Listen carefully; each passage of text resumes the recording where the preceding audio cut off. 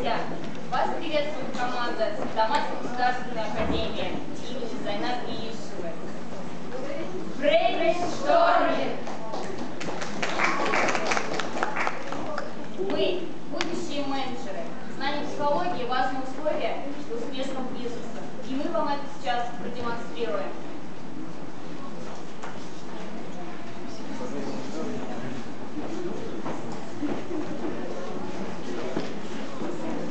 Валя, почему ты дочке платишь 5 рублей, а мне 3 копейки?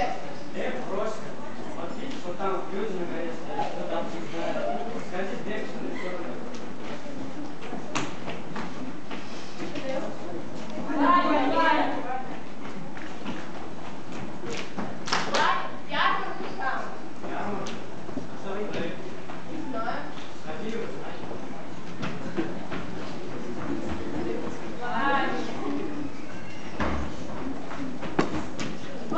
Валенки там. Ну, валенки, это хорошо. Надо сходить. Не знаю. Ходили вы, знаете?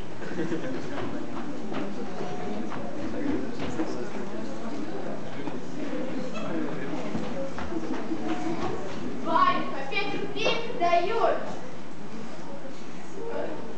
По 10 рублей многовато. Дешевле никак?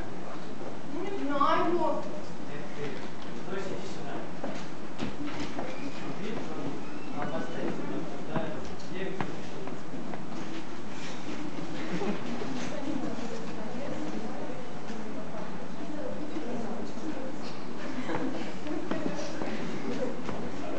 Валя, ярмарка там. Валенки продают. Семеновки привезли. По 5 рублей отдают. По 3 рубля. Правильно, сколько? Вот сейчас тебе понятно, что Понятно.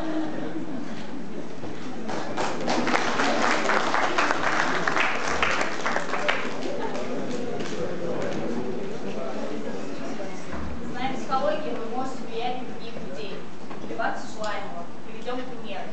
Американский президент Франклин Рузвельт 4 избирательных года мастерски проводил деловые беседы и переговоры. Один из его примеров заключался в следующем. Накануне встречи он наводил справки о обучении этого собеседника, готовности читая соответствующую литературу.